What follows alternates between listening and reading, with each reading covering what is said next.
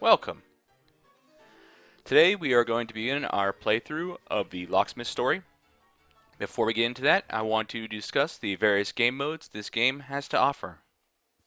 Now, when Origins was added to the game, Enhanced mode was added to the game.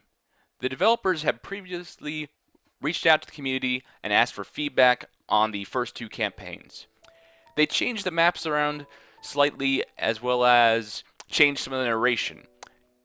They did this because in the original version of the game there were certain levels that really catered to certain classes. There wasn't any levels that were you truly needed to have a certain class. There was no class that was necessary to beat any one map, but some classes had a lot easier time and the levels were a lot funner for those classes. When you went into multiplayer mode and played with friends, it was practically a race to get to certain characters, and that's not something you really want. So Enhanced mode was made to level the playing field. All levels feel really fun for each class. All levels feel generally the same difficulty for each class, and so you can have a generally enjoyable time no matter what character really tickles your fancy. Now, they also changed the narration in this game mode. The perspectives of the locksmith and pickpocket have been slightly altered to give people a more whimsical time with the game. I actually haven't really read much of the narration. The narration is pretty darn new to me in this game mode. The maps I indeed have played, but it's been a while, so the maps will be slightly new to me. The narration is going to be very new to me when I play through this game mode. I've decided to do all my campaign playthroughs with this mode on. I will eventually tap on the other game modes at some point or other, but I'm going to focus on this one simply because this is the game mode that the developers reached out to the community for feedback, and it feels like a more general experience if I please the community and play the game mode that was made just for them. Now, it is still possible to access the older maps. You can select classic mode. Some levels are indeed going to be more difficult for our classes. The Locksmith has a pretty hard time with quite a few maps, but you should be able to enjoy yourself and have a much more difficult time.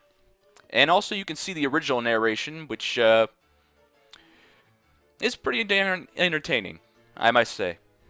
Now, they also added another game mode, which is pretty much a nonsense fun game mode that came out in Halloween 2013.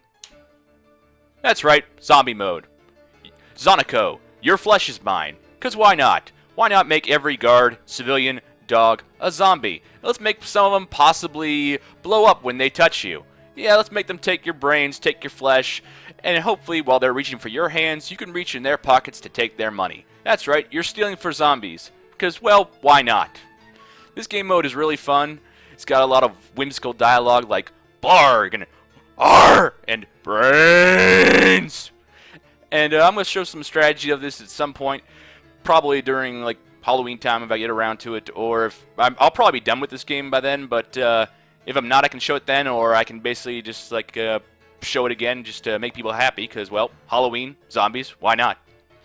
Until then, we are going to jump into the actual playthrough of the Locksmith story in Enhanced mode. Now, in the first level, you currently only have access to the Locksmith, the Lookout, the Pickpocket, and the Cleaner. I'm going to be using the Locksmith, and I hope you enjoy the experience you're about to have. Psst. They shipping you guys off tomorrow? Oui.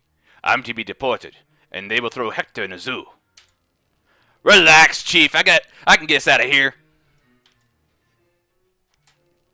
The psychopath is coming too? He better not make a sound. Yeah, the Lookout has absolutely nothing to worry about there. Time to bust out of prison.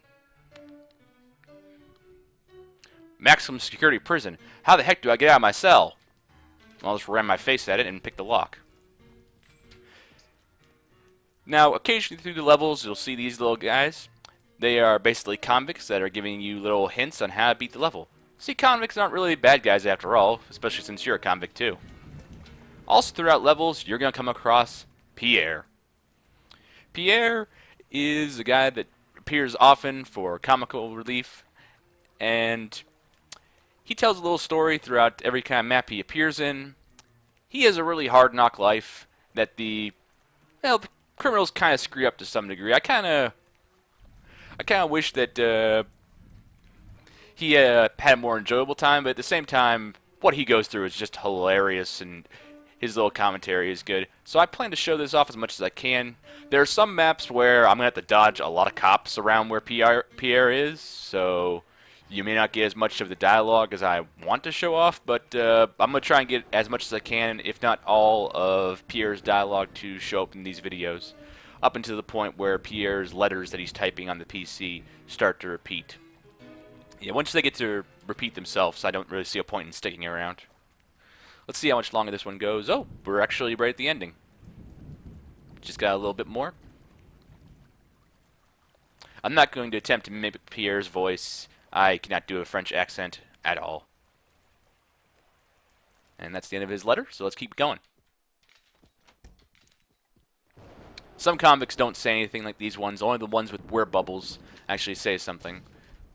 There's only one convict that really appears often, and he has a bit of a tooth problem. You'll see what I mean when we get there. Now, this thing can be used to turn the power off, disable all lasers, and also lower guards' awareness because they have a more difficult time seeing. Now, this particular shut-off power thing is not truly necessary in this level, simply because, well, the guards can't really get to me here. I just turned it off to show you how it works, and I'm just going to grab the coin and go down to the next floor. Now, when you play through maps, the coins always spawn in random areas, so it adds a lot of replayability to the game. But the map's design is overall the same. I think this is the guy that reappears often with the tooth thing, but his tooth issue hasn't really started yet. Okay. I know there's a guard outside here. There he is. I'm going to ditch him around that island of plants. Grab the coins in here.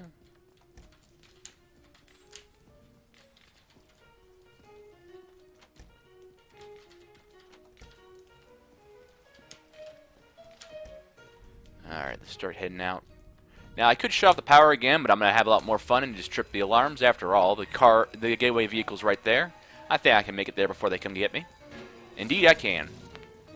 Now, there is an achievement if you beat that level in about 1:10 seconds. It's really easy to do that if you pick...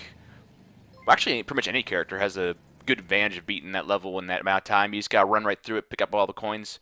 I imagine if you get a bad random drop of coins, it may be kind of difficult, but honestly, I never really had that much trouble with it. I broke it pretty early. I hope you enjoyed that playthrough. Next time, we're going to be starting the second level, Hijack at the Hairpin.